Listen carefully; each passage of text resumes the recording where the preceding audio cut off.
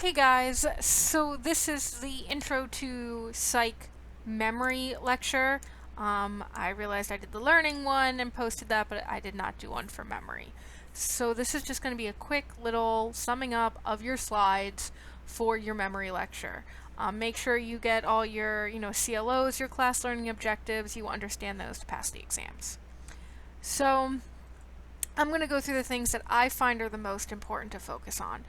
One is the three forms of memory. You have sensory memory, short-term memory, and long-term memory.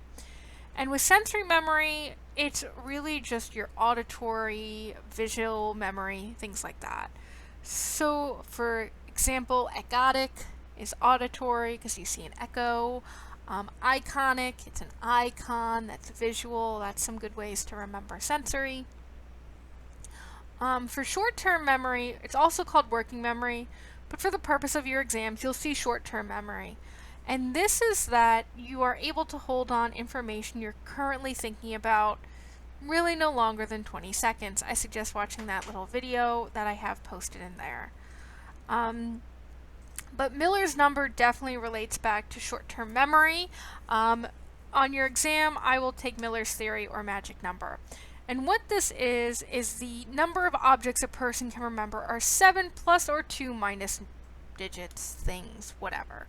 So this means your brain can remember 5 to 9 things on average. So phone numbers are usually 7 digits. Could be due to Miller's number, just a thought. But if you're trying to remember a list, you usually remember 7 plus or minus 2 digits or things. While we're talking about lists and shopping lists, there's something called the primary recency effect. And what this states is that you usually remember the first few things of a topic or the last few things of a topic or a grocery list. So one of the things I usually ask my students is name me all the presidents in order. Now, so far I've had one student do it, and they're a history major who's studying American history to be a history teacher, so awesome for them. A lot of us can name the first few, but once we get to maybe the 10th, 11th, we start kind of shaking it up a little bit. We don't really know. I can say the same, start from the end, work your way back. Some of you can go back, but not so far. So that's your primary recency effect. Another big thing for the purpose of your exam. Excuse me. We also have chunking. So this is organizing information into meaningful groupings, things that make sense to you. You can do that with a phone number as well. Rehearsal is the information that we are trying to extend the duration of with that short-term memory. So, for example, let me pick out a flashcard I'm currently studying. So, maintenance rehearsal is repeating stimuli in their original form to retain them. So here's my flashcard. It's backwards, but it says gross lease on it. And I can keep studying this flashcard. One flat payment. Gross lease is one flat payment. Gross lease is one flat payment. A gross lease, the landlord covers everything. Repairs and taxes. And I can keep repeating it over and over again. Excuse me. And that's probably how some of you study. Is if you're studying with flashcards, you're using maintenance rehearsal. Sometimes to remember our social security number or a phone number, we'll keep repeating it over and over again. 1, 2, 3, 4, 5, 6, 7, 8, 9. 1, 2, 3, 4, 5, 6, 7, 8, 9. Until we remember it. And then it gets stored into our long-term memory. An elaborative rehearsal is linking stimuli to each other in a meaningful way to improve retention of information. So, for example, I had a wonderful psychology professor in undergrad, and what she used to do was she was a huge Star Wars fan, she actually used to cosplay as Princess Leia. So she would try and take information that she could from her psych books and relate it to something that happened in Star Wars. And that's how she remembered things. And it worked. I try and relate things back to me, and I find that psychology is very relatable, so that was easy to do. Or I just sent you guys a funny TikTok of this girl saying, oh, my boyfriend asked me to wear this lipstick because his mom wears the same lipstick and it turns him on. Boom, I think of that and I'm like, Oedipus complex. Oedipus freaking complex.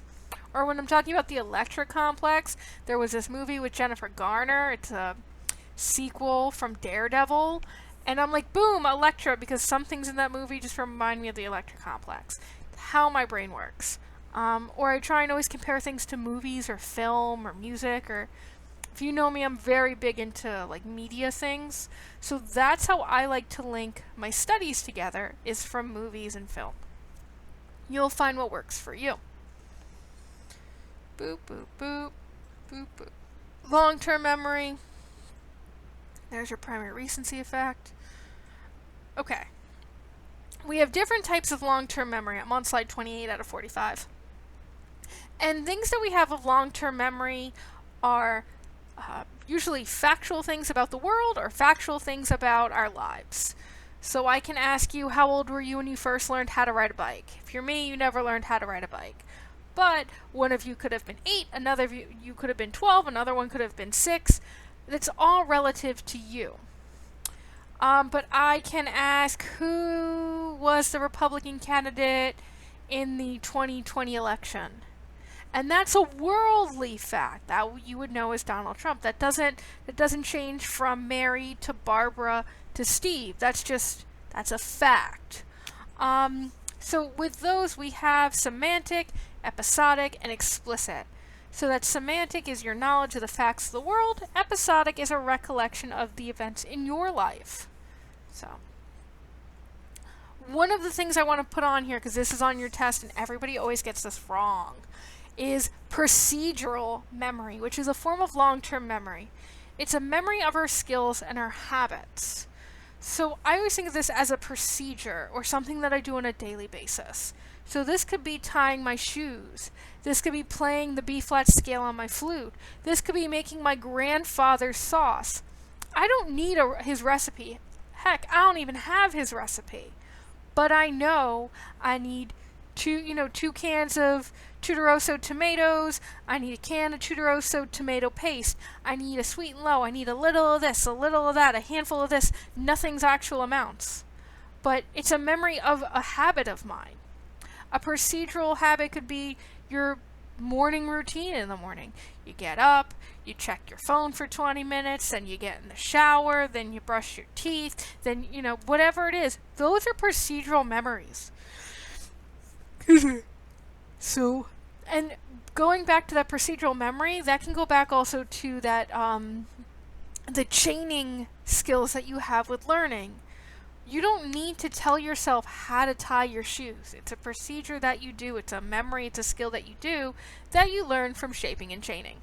So there, we just combined learning and memory together. So there's that. Okay, so there's 3 processes of memory. There's encoding, there's storage, and there's recall. And as your slides say, the best way to compare your brain when it comes to cognitive psychology is to a computer. So we're going to encode. We're going to process that information into our memory. We're going to keep it there. We're going to store it there. And then we're going to recall it if we need to.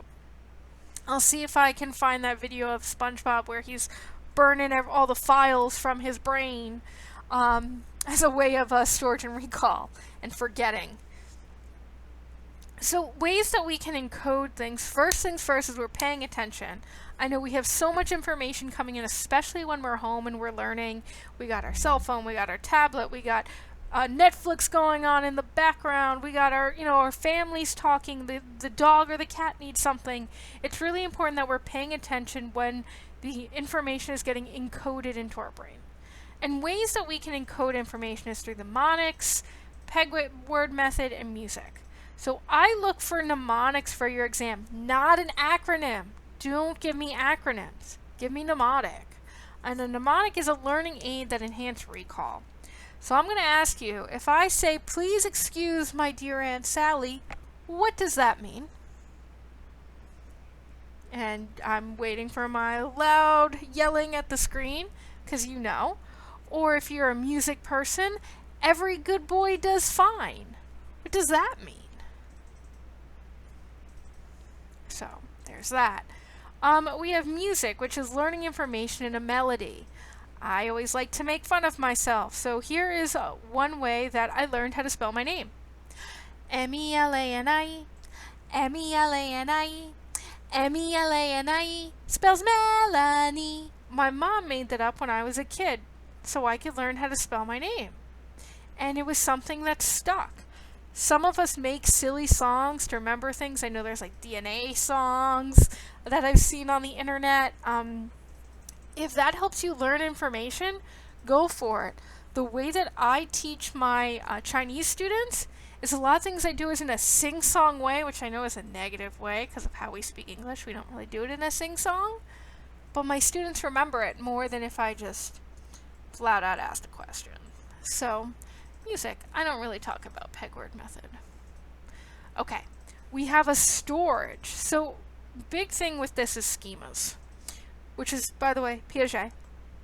And this is an organized knowledge structure, a mental model that we've stored in our memory. So, you all have a bedroom, because we're home. So, you have a bedroom, right? And go look. You're looking around your bedroom, right? You see what you got? Okay. So, does my bedroom look drastically different than yours? Or are there some things that are the same? What would you expect to see if you went into my bedroom? You'd see a bed. You might see a dresser. You might see a lamp. You'd see clothes in a closet. There are certain things that that we expect to see, and that would be a schema.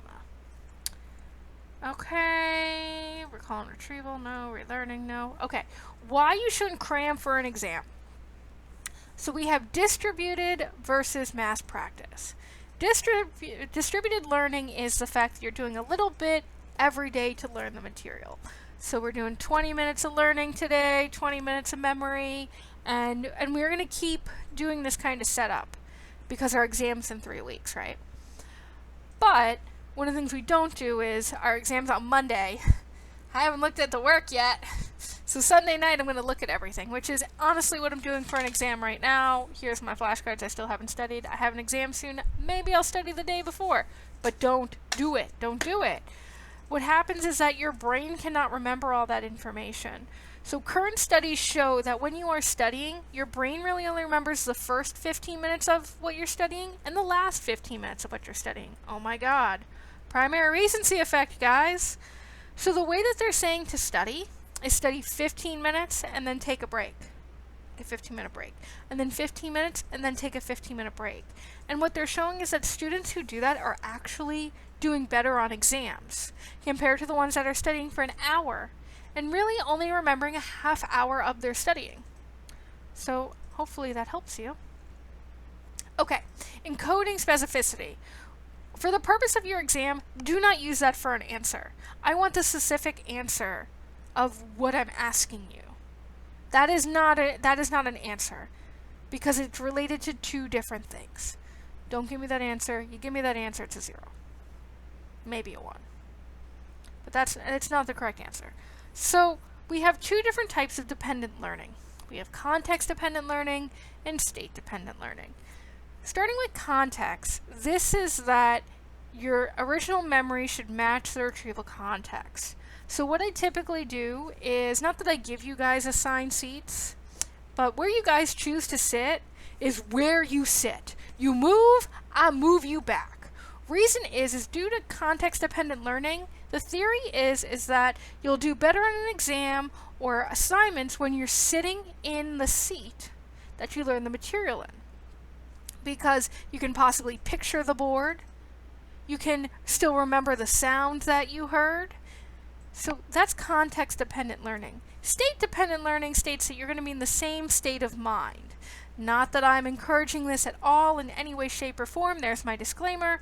But if you are hungover while you are studying, they assume that you should be in the same state of mind when you're taking the exam, so you should be hungover when you're taking your exam. Don't do that. You're smarter than that. But that's the theory of state-dependent learning, is that you should be in the same physiological or psychological state as you were when you were encoding it. We have two different types of amnesia. We have retrograde and anterograde. I always remember retrograde, retro, the past, and anterograde is always just the other ones for me. So retrograde amnesia is the loss of memories from our past. This is not infantile amnesia, by the way. That's different. Retrograde amnesia is, I don't know how many of you watch soap operas or those drama shows where someone hits their head and they've forgotten everything, and now they have to remember this new life. I'm watching Downton Abbey right now, and that's what this guy's saying. Oh, I don't remember my memories, but everything just came back, and I am Patrick Crawley. Like, dude, like, that happens a lot in soap operas where people hit their head and they forget everything, and they don't remember anything of the past. That is retrograde amnesia. But what anterograde is that you can't form an inability to form any new memories. So I like to think of Drew Barrymore's character from 50 First Dates, where she keeps living the same day over and over and over again, and that she just can't remember the day prior that she had lived. That would be anterograde amnesia. Boop, boop, boop. Okay, false memories. So we can have a flashbulb memory. And one of the things that's getting hard for me is I always ask kids, where were they on 9/11? And now I learn a lot of you weren't really around for 9/11. But for 9/11, I can tell you I was in Mr. Ponce's 7th grade classroom. And it was about 9 o'clock in the morning. And I can tell you exactly how I was, how that whole day went with 9/11. It's very, very detailed. Something that's related to me personally is I can tell you the exact time I found out my dad was going to die.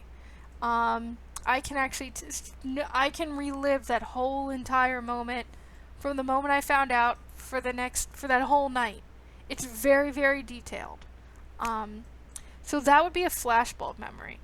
But what happens is that we can have what's called a source monitoring confusion, where we have a lack of clarity about the origin of a memory. Did this actually happen, or is this a dream? And what I like to compare this to is the case of Brett Kavanaugh with Dr. Ford. Not that I'm saying that she has false memories, not that I'm saying the memories are true, I just want to use this as an example. A lot of people with Dr. Ford said that her memories weren't true, because if it was, she would have reported it. And what people thought was that, did it actually happen, or maybe was it a dream that she had? What was the deal? And that can be some source monitoring confusion. A misinformation effect, creating false memories by providing misleading information about an event after it takes place. Also suggestive memory techniques. So what happens is that sometimes we ask questions wanting a certain answer from you. I know police officers do this as well. When they have an idea of who a suspect is, they'll ask questions in a certain way, hoping to get the answers that they want to get. And what they can do is they can maybe suggest certain things to make you answer that way. And it may not always be correct. Not that I'm shooting down on police officers, just saying. Look up the 1978 Loftus study in your textbook. That's a pretty interesting one. And one that I like to talk about too, and this is where I'll finish up, is eyewitness testimony. This is not on your exam, it's just something really interesting. And I'll send you guys a few funny videos to watch with this from a movie called My Cousin Vinny. So eyewitness testimony is the #1 most common cause of wrongful convictions. And the other thing that we have with this is people from opposite or a different race are less likely to be accurate in identifying a person of a different race. So Asians are less likely to identify African Americans correctly. African Americans are less likely to identify Caucasians correctly. It's a whole theory. And then also there's a weapon focus. So people tend to focus on the weapon and then the perpetrator's appearance. So that is this quick little video of memory. I will post this on YouTube for you guys, and I'll send you guys some videos. Have a good day. Bye.